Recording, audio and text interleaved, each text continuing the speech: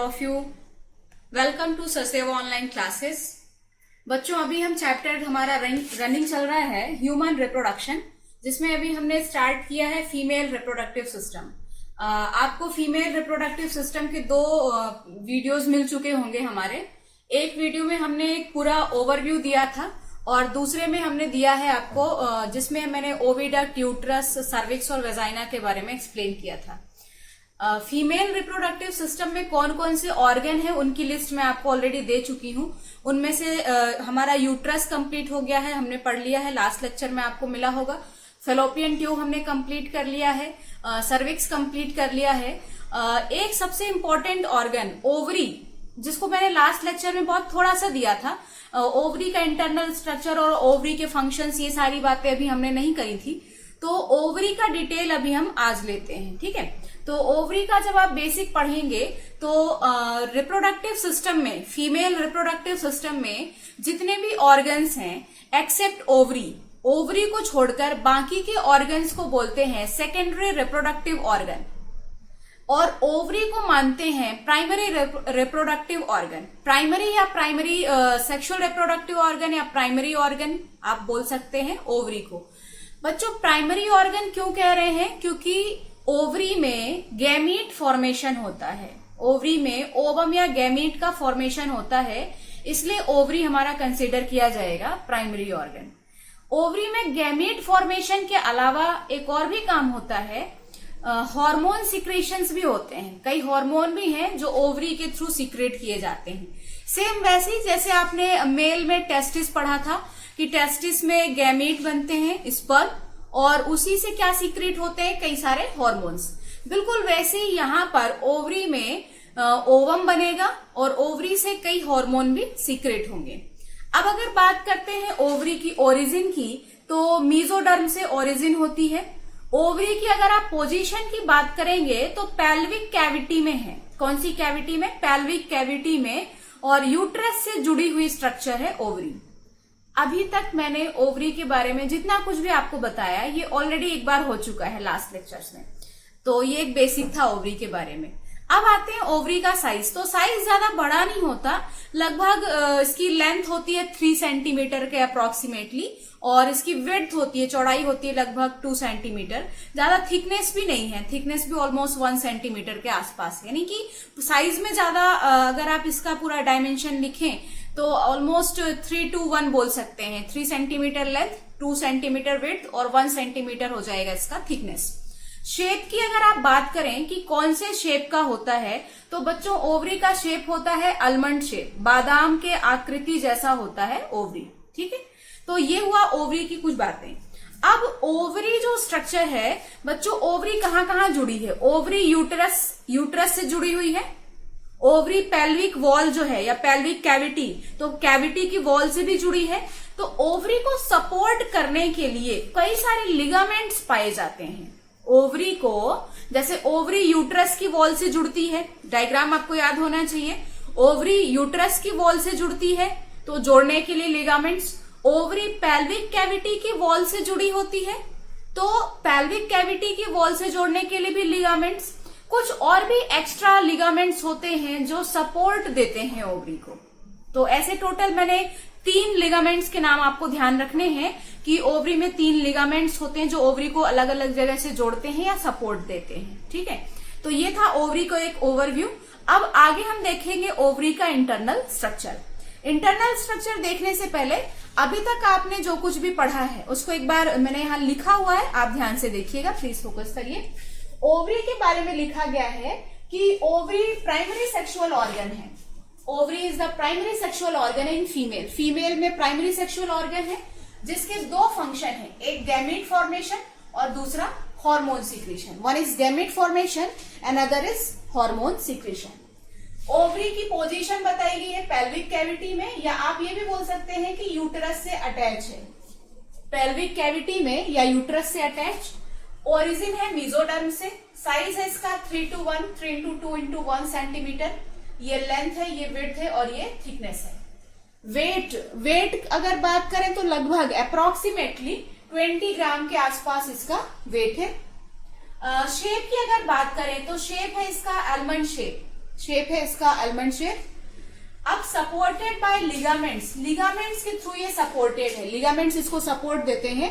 कौन कौन से लिगामेंट से ध्यान दीजिएगा, एक है ओवेरियन लिगामेंट। ओवेरियन लिगामेंट जो किसको किससे जोड़ता है, ओवरी को यूट्रस से जोड़ता है। पूरा नहीं लिखा गया है, ओवरी टू यूट्रस लिखा है, मतलब it connects ovary to uterus, ovary को यूटेरस की वॉल से। जैसे अगर आपको याद होगा इस तरह से, थोड़ा सा मैं बना रही हूं बहुत छोटा सा, ये यहां से ऐसे फेलोपियन ट्यूब रहती है और ये यूट्रस, यूट्रस से इधर जुड़ा हुआ ओवरी। तो यूट्रस को ओवरी से जोड़ने वाला जो लिगामेंट है, यूट्रस वॉल से, यूट्रस की वॉल से ओवरी को जोड़ने वाला लिगामेंट, वो है ओवेरियन।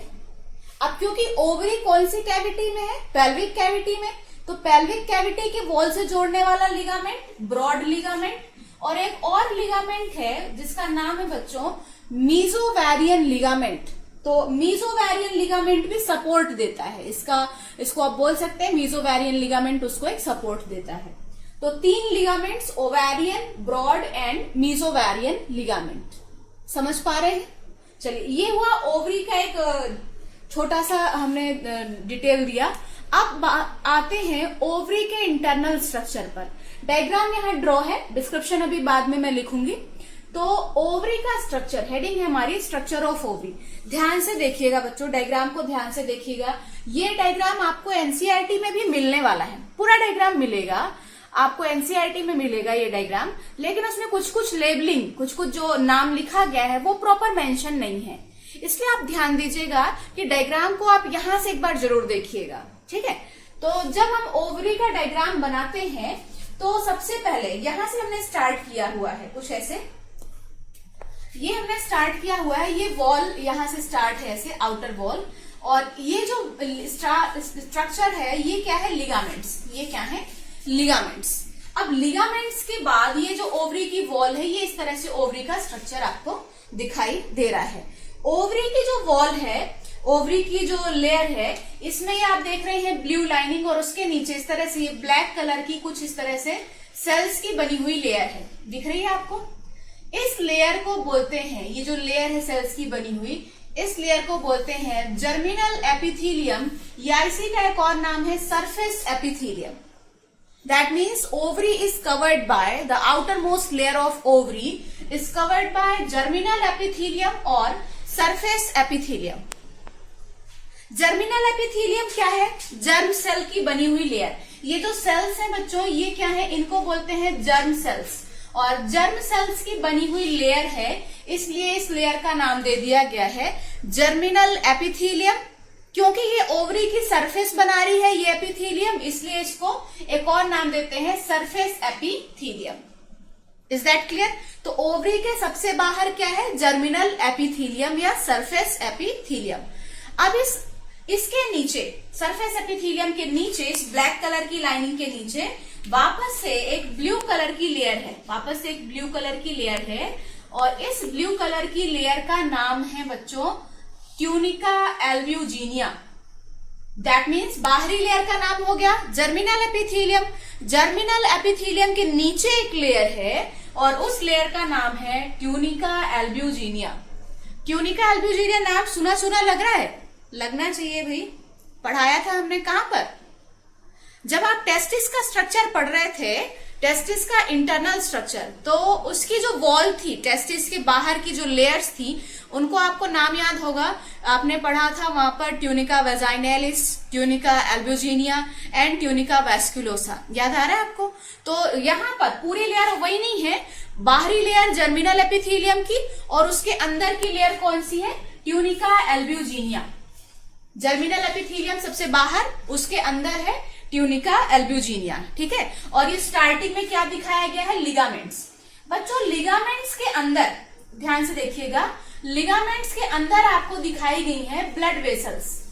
लिगामेंट्स के अंदर आपको लेबलिंग की गई है ब्लड वेसल्स, आर्टरीज और वेन्स यहां से अंदर पास होती हैं। अच्छा बच्चों, ओवरी का वो एंट्री पॉइंट, वो डोर, वो एंट्री पॉइंट जहां से आर्टरीज और वेन्स अंदर आती हैं, उस एंट्री पॉइंट को हाइलम भी बोलते हैं। हाइलम क्या है, ओवरी का वो गेट, वो दरवाजा जहां से किन की एंट्री हो रही है, ब्लड वेसल्स की। आर्टरीज और वेन्स जिस दरवाजे से अंदर आ रही हैं, जहां से एंटर हो रही हैं, उस दरवाजे को बोलते हैं हाइलम। तो यानी यहां से जहां से ब्लड वेसल्स अंदर आ रही हैं, इस एंट्री पॉइंट का नाम दे सकते हैं हाइलम। इस एंट्री पॉइंट का नाम दे सकते हैं हाइलम। तो लिगामेंट्स के अंदर से क्या पास हो रही है, हाइलम एक गेट है जहां से ब्लड वेसल्स जा रही हैं। समझ पा रहे हैं आप। उसके बाद ओवरी के स्ट्रक्चर में आउटर लेयर जर्मिनल एपिथेलियम, जो कि क्यूबॉइडल एपिथेलियम का टाइप है, क्यूब सेल्स की बनी हुई। और फिर उसके अंदर एक और लेयर है, कौन सी, ट्यूनिका एल्ब्यूजिनिया। अगली लेयर है ट्यूनिका एल्ब्यूजिनिया। अब बच्चों ट्यूनिका एल्ब्यूजिनिया के अंदर, ये तो लेयर की बात हो गई, 2 लेयर हो गई। सबसे अंदर वाली ट्यूनिका एल्ब्यूजिनिया। ट्यूनिका एल्ब्यूजिनिया के अंदर का जितना स्पेस है, the entire cavity which is enclosed by tunica albuginea is called as stroma. मतलब ओवरी के अंदर का जो पूरा स्पेस है, जो पूरा जगह है, उस जगह को बोलते हैं, अंदर की पूरी कैविटी को बोलते हैं स्ट्रोमा। ठीक है। अब मतलब ये पूरा ट्यूनिका एल्ब्यूजिनिया के बाद का पूरा space, the entire cavity, ovary की कैविटी को आप नाम देते हैं, the cavity of ovary is stroma. ठीक है। अब जो स्ट्रोमा है, स्ट्रोमा को आप 2 सेक्शन में डिवाइड करते हैं। स्ट्रोमा के 2 पार्ट होते हैं। जो कैविटी है स्ट्रोमा, इसके 2 पार्ट हैं। एक पार्ट को बोलते हैं कॉर्टेक्स और दूसरे पार्ट को बोलते हैं मेड्यूला। बच्चों कॉर्टेक्स और मेड्यूला आपके लिए टर्म नए नहीं है। हमने कई बार आपने पढ़ा होगा, एड्रिनल ग्लैंड आपने पढ़ा है एंडोक्राइन सिस्टम में, वहां पर भी आपने कॉर्टेक्स और मेड्यूला वर्ड यूज किया है। कॉर्टेक्स मतलब कोई भी स्ट्रक्चर, किसी भी स्ट्रक्चर का आप कॉर्टेक्स और मेड्यूला बता सकते हैं। मेड्यूला होता है बीच वाला भाग, मेड्यूला होता है बीच का भाग, और पेरीफेरी का पार्ट होता है कॉर्टेक्स।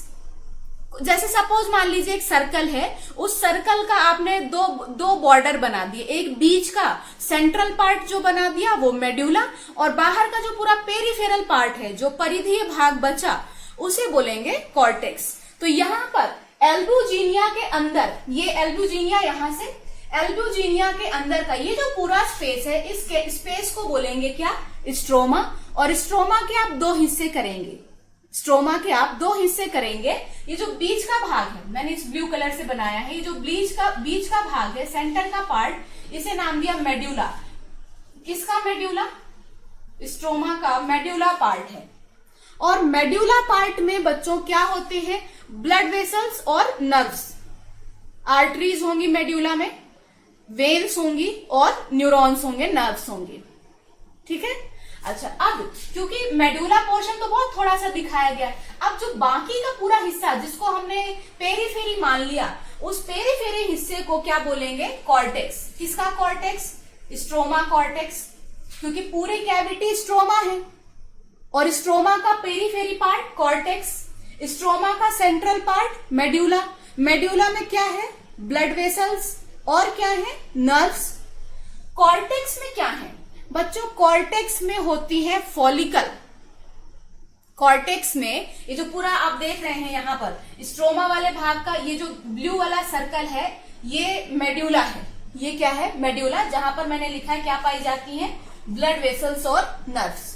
और ये जो बाहर का पूरा भाग है, जहां पर आप देख रहे हैं ब्लैक कलर से इस तरह से कुछ छोटे छोटे सर्कल्स बनाए गए हैं लगातार, इन सर्कल्स को बोलते हैं फॉलिकल।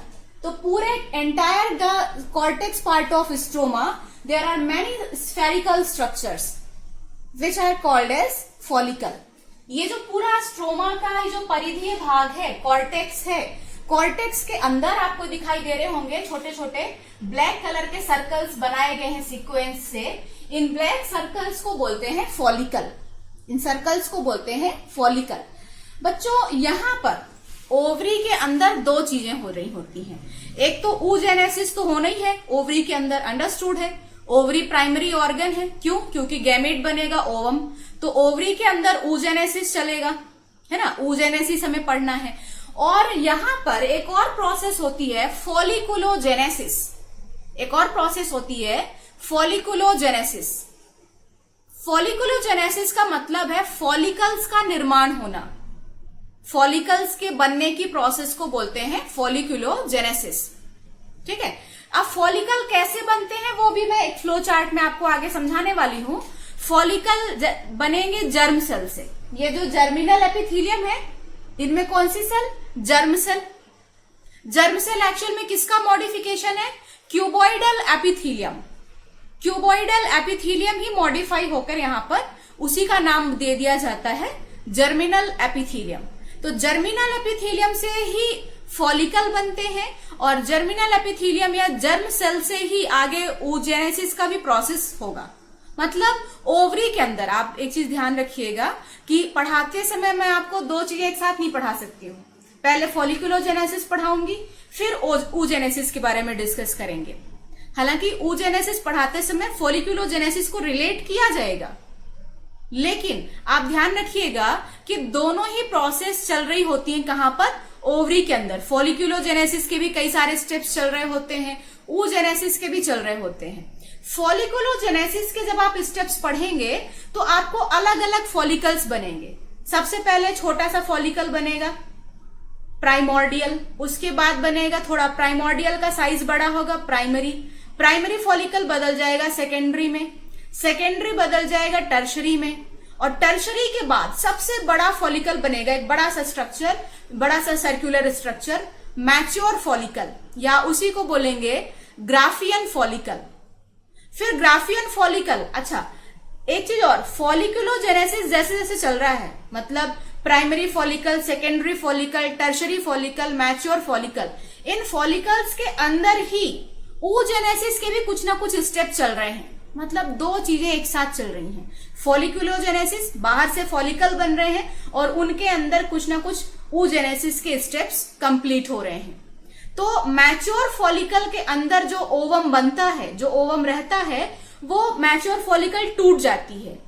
मैच्योर फॉलिकल टूटेगी तो ओवम बाहर आ जाएगा, और बाहर कहां? मैच्योर फॉलिकल से बाहर और फिर ओवरी से भी बाहर। याद करिए, मैंने शायद लास्ट लेक्चर में आपको बोला था, ओवरी से ओवम का बाहर निकलना, it is called ovulation. Ovulation होने के बाद बच्चों जो मैच्योर फॉलिकल बना है वो बदल जाता है किसमें? कॉर्पस ल्यूटियम में, और फिर कॉर्पस ल्यूटियम कुछ टाइम के बाद और ज्यादा रिड्यूस और ज्यादा छोटी हो जाती है। क्या बन जाती है? Corpus albicans.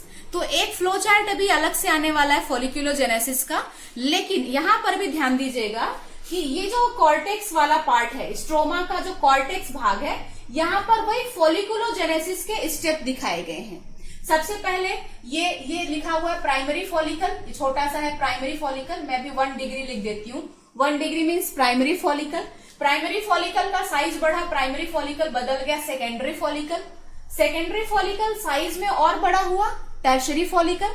टर्शरी फॉलिकल बदल गया, बच्चों दिखाई दे रहा होगा, टर्शरी फॉलिकल ही सबसे बड़ी स्ट्रक्चर में बदला, जिसे हमने नाम दिया मैच्योर फॉलिकल। मैच्योर या इसी को बोलते हैं ग्राफियन फॉलिकल। तो अच्छा, ये जो फॉलिकल है बच्चों, ब्लैक सर्कल के अंदर एक छोटा सा इस तरह से ब्लैक डॉट भी आपको दिखाई दे रहा है। ये डॉट ही आप ओवम मान के चलिए। ये इस डॉट को, इस सर्कल को आपको यहां मानिए फीमेल गैमीट ओवम। तो प्राइमरी फॉलिकल के अंदर भी ओवम, सेकेंडरी फॉलिकल के अंदर भी ओवम, टर्शरी फॉलिकल के अंदर भी ओवम, और फिर मैच्योर फॉलिकल के अंदर भी क्या है? ओवम। अब मैच्योर फॉलिकल क्या हो जाएगा? ये टूट जाएगा, और इसके टूटने से, ध्यान दीजिए, इसके टूटने से ये जो ओवम है, ये ओवम कहां आ गया? ये लिखिए, ओवम बाहर आ गया। दैट मीन्स क्या हो गया? ओव्यूलेशन। ओव्यूलेशन के बाद बच्चों मैच्योर फॉलिकल अब छोटा हो गया। अभी तक अगर आप ध्यान से देखिए, साइज लगातार बढ़ रहा था, प्राइमरी से ज्यादा बड़ा सेकेंडरी, सेकेंडरी से और ज्यादा बड़ा टर्शरी, टर्शरी से और ज्यादा बड़ा मैच्योर। अब मैच्योर से जब ओवम बाहर आ गया, ओव्यूलेशन हो गया, तो अगली स्ट्रक्चर जो बनी वो साइज में छोटी बनी, जिसे नाम क्या दिया? Corpus luteum. नाम क्या दिया? Corpus luteum. और कॉर्पस ल्यूटियम कुछ टाइम के बाद, आप ध्यान दीजिए, कॉर्पस ल्यूटियम कुछ समय के बाद एक और छोटी स्ट्रक्चर में बदल जाता है, जिसका नाम है कॉर्पस एल्बिकेंस। इसका नाम है कॉर्पस एल्बिकेंस। तो ये था ओवरी का स्ट्रक्चर। क्या क्या समझ में आया? ओवरी के स्ट्रक्चर में लिगामेंट्स हैं, 3 लिगामेंट्स, ओवेरियन, मीजोवेरियन और ब्रॉड। ओवरी का वो गेट पॉइंट, वो एंट्री पॉइंट जहां से ब्लड वेसल्स आएंगी, हाइलम। देन उसके बाद ओवरी की बाहरी layer germinal epithelium, germ cells की बनी हुई या सरफेस एपिथेलियम। उसके अंदर कौन सी layer? Tunica albuginea. Tunica albuginea के अंदर का पूरा स्पेस, पूरी कैविटी स्ट्रोमा। स्ट्रोमा के दो हिस्से, कॉर्टेक्स और मेड्यूला। सेंट्रल वाला पार्ट मेड्यूला, क्या है मेड्यूला में? ब्लड वेसल्स और nerves. Peripheral part cortex, cortex में क्या है? फॉलिकल्स। फॉलिकल्स का क्या क्या स्टेप है, अगर आप यहां नहीं भी समझ पा रहे हैं तो फॉलिकुलोजेनेसिस हम अलग से भी पढ़ने वाले हैं, ठीक है। फॉलिकल्स की डिटेल स्ट्रक्चर्स अभी आपको डीप में मिलने वाली है। चलिए तो आगे बढ़ते हैं। और सबसे पहले अब हमें ओवरी का स्ट्रक्चर हो गया, अब दो बातें पढ़नी है, एक तो फॉलिकुलोजेनेसिस और दूसरा oogenesis। आइए स्टार्ट करते हैं फॉलिकुलोजेनेसिस। फॉलिकुलोजेनेसिस मींस, जेनेसिस का मतलब होता है फॉर्मेशन, फॉलिकुलो मींस किसका फॉर्मेशन होना? फॉलिकल का फॉर्मेशन होना। अच्छा फॉलिकल क्या है? बहुत देर से टर्म यूज कर रहे हैं फॉलिकल। फॉलिकल का मतलब एक कैविटी जो किससे घिरी हुई हो? सेल्स से। सेल्स या कोशिकाओं से घिरी हुई एक कैविटी को बोलते हैं फॉलिकल। अब यहां पर अगर हम बात करें तो ओवरी में जो फॉलिकल होते हैं तो मतलब एक कैविटी, एक सर्कल, एक कैविटी, और वो कैविटी किससे घिरी है? सेल्स से। सेल्स का नाम है ग्रेन्युलोसा सेल। सेल्स का नाम है ग्रेन्युलोसा सेल, मतलब ग्रेन्युलोसा सेल्स से घिरी हुई एक कैविटी।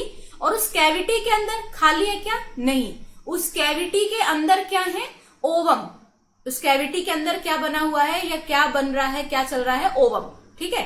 तो follicle means granulosa cells. Granulosa cells की बनी हुई एक लेयर हो, दो लेयर हो, कैसे बढ़ेगी वो आगे बताएंगे। ग्रेन्युलोसा सेल्स से घिरी हुई कैविटी, उस कैविटी के अंदर क्या है? ओवम। ये हुआ फॉलिकल, समझ पा रहे हैं। अब उसके बाद बच्चों फॉलिकुलोजेनेसिस के हम स्टेप्स देखते हैं, ठीक है। आइए एक बार बोर्ड में देखिए, लिखा हुआ है फॉलिकुलोजेनेसिस, हमारी हेडिंग है, और उसमें लिखा हुआ है कि process of follicle formation. Follicle के फॉर्मेशन की प्रोसेस फॉलिकुलोजेनेसिस। फॉलिकल क्या है? एक कैविटी सराउंडेड बाय सेल्स। कौन सी सेल्स है यहाँ पर? Granulosa cells. ग्रेन्युलोसा सेल्स से घिरी हुई एक कैविटी है जिसे बोलेंगे फॉलिकल। और कैविटी के अंदर क्या है? And cavity enclosed female gamete. Cavity के अंदर है फीमेल गैमीट। मैंने एक डायग्राम रफ दिखाया है। ये फॉलिकल, ये जो ब्लैक कलर की आपको इस तरह से सर्कल सेल्स दिखाई दे रही है, ये ग्रेन्युलोसा सेल्स। जी सेल्स मीन्स ग्रेन्युलोसा सेल, और उनसे घिरी हुई कैविटी फॉलिकल, जिसके कैविटी के अंदर क्या है? ओवम या फीमेल गैमीट। समझ पा रहे हैं। अब फॉलिकुलोजेनेसिस के स्टेप्स हम देखना शुरू करते हैं। तो सबसे पहले जर्म सेल, जर्म सेल से ही फॉलिकल बनेंगे, ठीक है। तो जर्म सेल से सबसे पहले फॉलिकल बनेगा प्राइमोर्डियल फॉलिकल। जर्म सेल, और जर्म सेल से क्या बनेगा? प्राइमोर्डियल फॉलिकल, ठीक है। प्राइमोर्डियल फॉलिकल साइज में बड़ा होगा। अगर प्राइमोर्डियल फॉलिकल इतना बड़ा था तो प्राइमोर्डियल फॉलिकल में अच्छा साइज कैसे बड़ा होगा? सपोज जैसे पहले ग्रेन्युलोसा सेल्स की एक लेयर थी, अब ग्रेन्युलोसा सेल्स की दो लेयर है। नंबर ऑफ ग्रेन्युलोसा सेल्स बढ़ती जाएंगी और फॉलिकल का साइज बढ़ता जाएगा। जैसे यहां पर अगर मान लीजिए इस तरह से इतनी ग्रेन्युलोसा सेल्स, तो कैविटी इतनी बड़ी हुई। अब अगर मान लीजिए इसके चारों तरफ ग्रेन्युलोसा सेल्स का नंबर लगातार ऐसे बढ़ते जाए तो फॉलिकल का साइज क्या हो गया? बढ़ गया। तो आप ध्यान दीजिएगा कि लगातार जब तक साइज बढ़ेगा, साइज बढ़ने का मतलब है सेल्स, जो कोशिकाएं हैं कैविटी के बाहर, उनका नंबर बढ़ता जाएगा, ज्यादा से ज्यादा लेयर बनाती जाएंगी, ठीक है। तो जर्म सेल से क्या बना? प्राइमोर्डियल।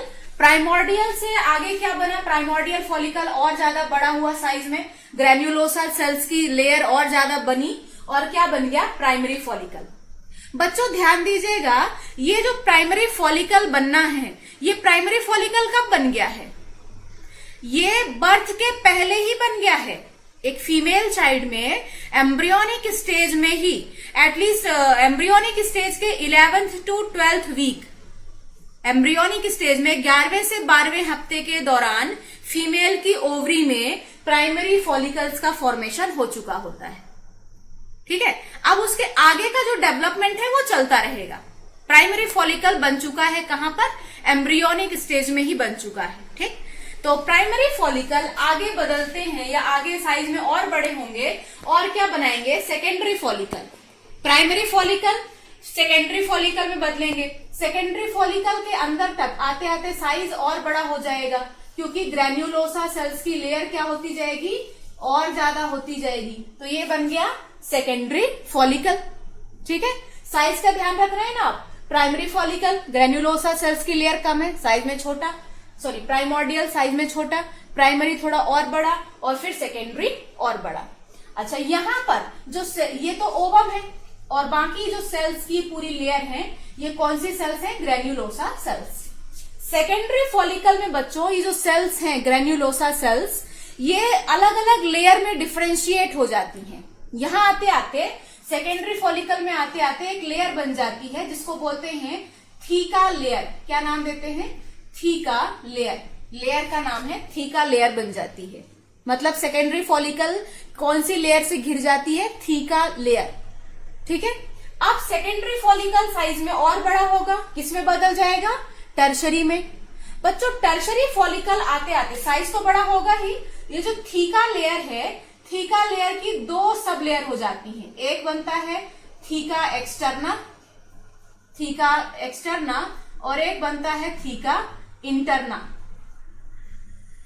थीका लेयर कब बनी थी, सेकेंडरी फॉलिकल में। कहां से बनी, ये जो ग्रेन्युलोसा सेल्स है उन्हीं से एक और लेयर बन जाएगी, कौन सी, थीका लेयर। फिर सेकेंडरी फॉलिकल और साइज में बड़ा होगा, क्या बनाएगा, टर्शरी। टर्शरी आते आते क्या नया चेंजेस आएगा कि जो थीका लेयर बनी हुई थी वो थीका लेयर अब दो हिस्सों में विभाजित हो जाएगी। थीका लेयर में दो लेयर आ जाएंगी, एक बाहर वाली theca externa, externa means external, अंदर वाली थीका इंटरना। ग्रेन्युलोसा सेल्स अभी भी लगातार नंबर में बढ़ते जा रही हैं, तभी तो साइज बढ़ रहा है। ठीक है, तो यहां पर टर्शरी फॉलिकल में थीका लेयर स्प्लिट हो जाएगी थीका एक्सटर्ना और थीका इंटरना में। समझ पा रहे हैं। एक और खास बात कि टर्शरी फॉलिकल जब बनता है तो फॉलिकल के अंदर एक अलग सी कैविटी बन जाती है। टर्शरी फॉलिकल की एक खास पहचान है कि यहां तक आते आते थीका एक्सटर्ना और थीका इंटरना बनी, और क्या बन गई, फॉलिकल के अंदर एक स्पेशल कैविटी बनती है, और उस स्पेशल कैविटी का, टर्शरी फॉलिकल के अंदर एक स्पेशल कैविटी बनती है जिसका नाम होता है एंट्रम, जिसका नाम दिया जाता है एंट्रम। टर्शरी फॉलिकल के अंदर क्या बना, एंट्रम। ठीक है, अच्छा, अब टर्शरी फॉलिकल और ज्यादा साइज में बड़ी हुई, सबसे बड़ी साइज हो गई टर्शरी फॉलिकल। और अब जो टर्शरी फॉलिकल के बाद जो बना उसको बोलेंगे मैच्योर। फॉलिकल की सबसे बड़ी स्टेज मैच्योर, या मैच्योर फॉलिकल के अलावा उसका एक और नाम है Graafian follicle. Tertiary follicle size में और बड़ा होगा, क्या बन जाएगा, मैच्योर फॉलिकल या ग्राफियन फॉलिकल। ग्राफियन फॉलिकल का साइज लगभग होता है 2.5 सेंटीमीटर। ग्राफियन फॉलिकल का साइज है लगभग 2.5 सेंटीमीटर। समझ पा रहे हैं।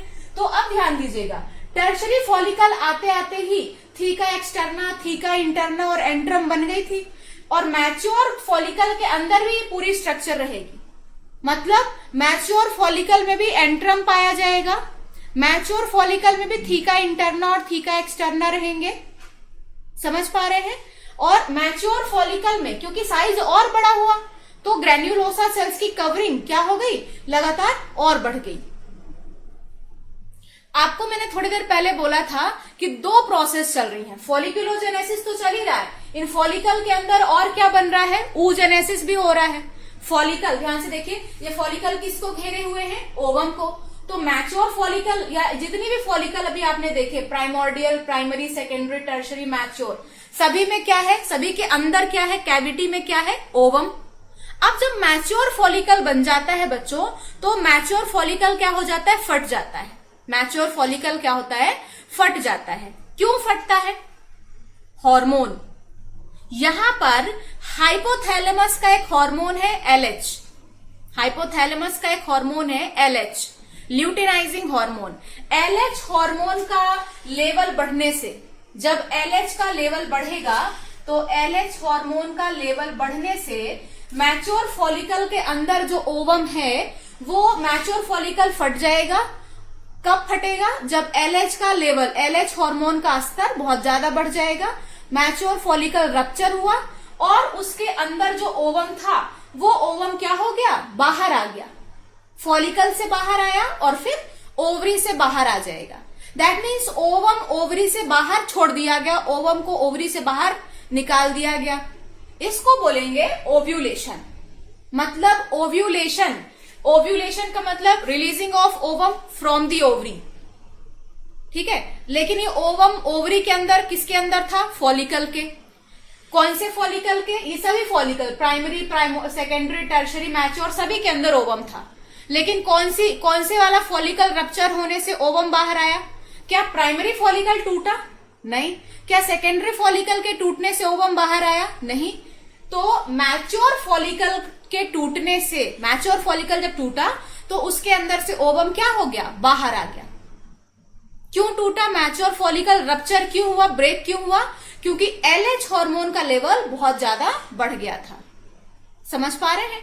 तो अब ये जो मैच्योर फॉलिकल या ग्राफियन फॉलिकल है, जिसका साइज मैंने यहाँ लिखा है 2.5 सेंटीमीटर, इस मैच्योर फॉलिकल से आप ध्यान से देखिए, मैंने एक एरो लगा के दिखा है ओव्यूलेशन। ओव्यूलेशन का डेफिनेशन आगे और डिटेल में होगा। ओव्यूलेशन कब हुआ?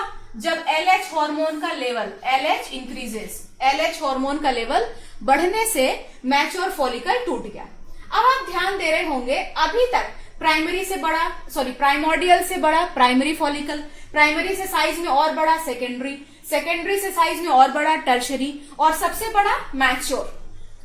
जैसे ओव्यूलेशन हो गया, मैच्योर के टूटने से ओवम बाहर आ गया, अब जो मैच्योर फॉलिकल है वो किस में बदल जाएगी? Corpus luteum. Mature follicle converted into corpus luteum after ovulation. Ovulation के बाद मैच्योर फॉलिकल बदल गया कॉर्पस ल्यूटियम। लेकिन अब साइज क्या बढ़ेगा? नहीं, साइज अब घटने लगेगा। तो कॉर्पस ल्यूटियम, कॉर्पस ल्यूटियम को एक और नाम है, इसे बोलते हैं येलो बॉडी। येलो बॉडी क्यों? क्योंकि ये येलोइश कलर का दिखाई देता है, इसमें कुछ ल्यूटिन और कुछ येलो पिगमेंट्स होते हैं। ल्यूटिन की वजह से इसका नाम है ल्यूटियम। येलो कलर का होता है, दिखता है, इसलिए येलो बॉडी। तो आफ्टर ओव्यूलेशन, ओव्यूलेशन के बाद ग्राफियन फॉलिकल बदल गया किसमें? कॉर्पस ल्यूटियम में, और साइज में कम हो गया।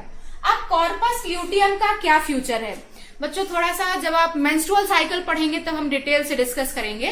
कॉर्पस ल्यूटियम का क्या फ्यूचर है?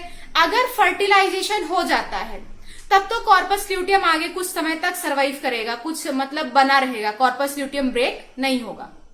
कब ब्रेक नहीं होगा? जब फर्टिलाइजेशन हो जाएगा। लेकिन अगर फर्टिलाइजेशन नहीं हुआ है तो कॉर्पस ल्यूटियम टूट जाएगा।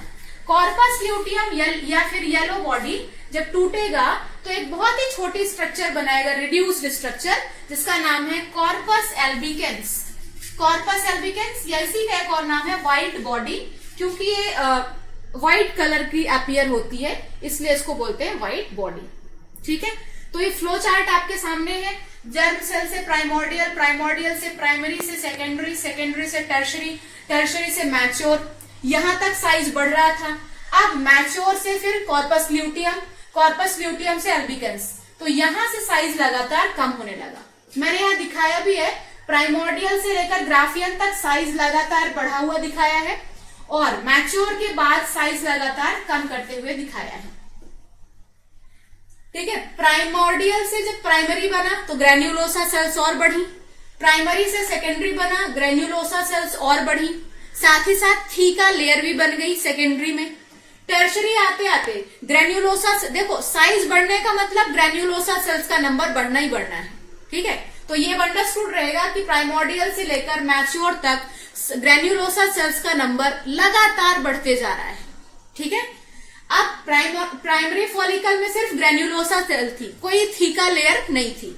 सेकेंडरी फॉलिकल आते आते थीका लेयर बन गई, लेकिन वो थीका लेयर अभी अपने पार्ट्स में डिवाइड नहीं हुई है।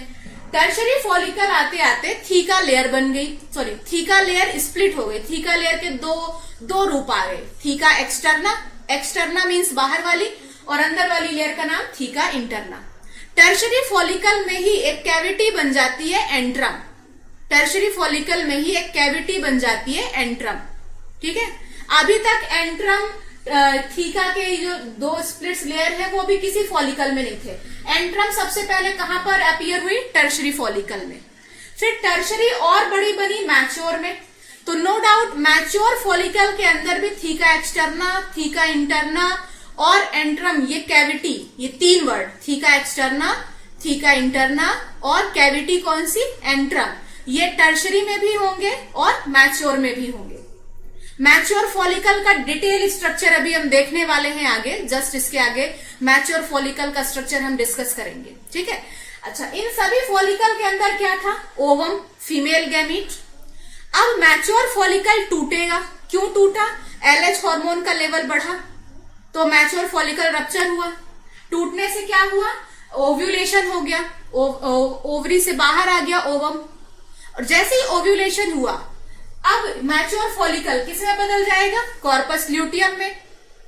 ल्यूटियम फिर और आगे बदल जाएगा किसमें? एल्बिकेंस में। अब ल्यूटियम कब एल्बिकेंस में बदलेगा या कब नहीं बदलेगा, इसकी चर्चा आगे करेंगे, ठीक है।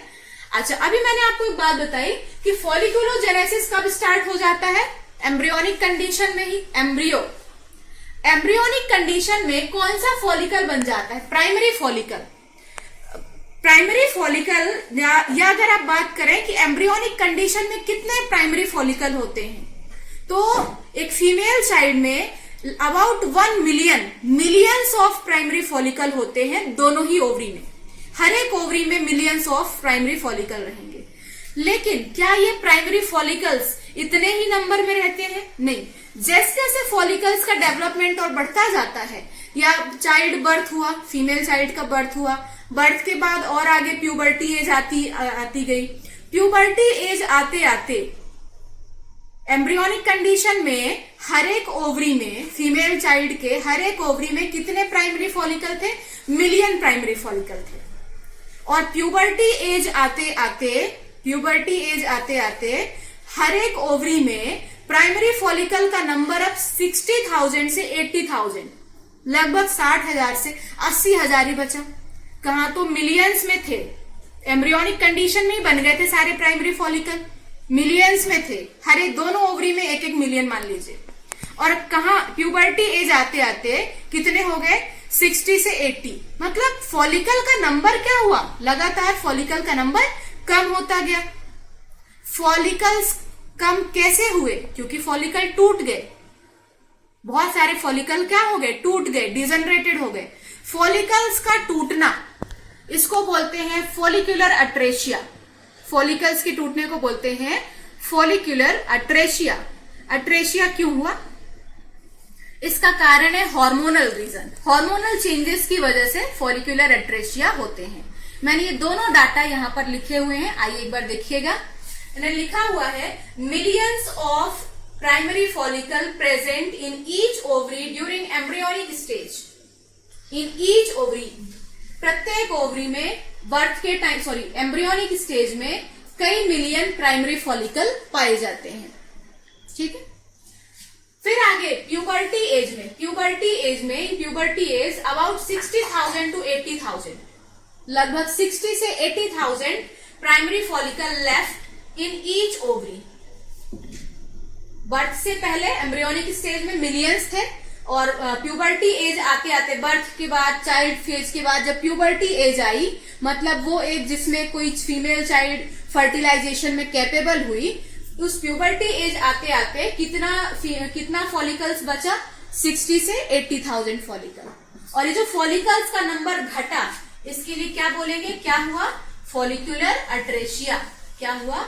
फॉलिक्यूलर अट्रेशिया, ठीक है। तो ये था फॉलिकल्स का फॉर्मेशन। आगे अभी हमें फॉलिकल में ही और पढ़ना है। मैच्योर फॉलिकल का स्ट्रक्चर देखना है, मैच्योर फॉलिकल का स्ट्रक्चर, और फिर उसके बाद हम पढ़ेंगे oogenesis। जब हम oogenesis पढ़ेंगे तो वापस से ये जो फॉलिकल फॉर्मेशन है, इसको हमें कोरिलेट करना पड़ेगा वहां पर, ठीक है। अभी तो हमने केवल फॉलिकल पढ़ लिया, oogenesis में भी हमने ध्यान नहीं दिया। जब oogenesis पढ़ेंगे तो oogenesis पढ़ाते समय इन फॉलिकल्स के भी हमें स्टेप्स लेने पड़ेंगे, ठीक है। आप एक बार तब तक एनसीईआरटी से रीड करिए, रिकॉल करिए, maximum number of question solve करिए। जो हमारे ड्रॉपर्स स्टूडेंट हैं, जिन्होंने साल भर तैयारी की है, उनके लिए मैसेज ये है कि आपको इन वीडियोस लेक्चर के थ्रू आप टाइम टू टाइम आपको लेक्चर्स मिलते हैं, तो एक रेगुलर इंटरवल के बाद आपको लेक्चर्स प्रोवाइड कर रही हूं मैं। तो आपको क्या करना है, चैप्टर आपका पूरा पढ़ा हुआ है, बस बीच बीच में एक एक टॉपिक आप पढ़ते चलिए। ये oogenesis और folliculogenesis में बहुत सारे बच्चों को डाउट हो सकता है, तो आप यहां से एक बार कनेक्ट करिएगा।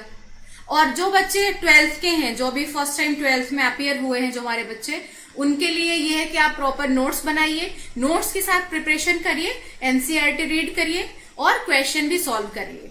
ठीक है, ओके, थैंक यू।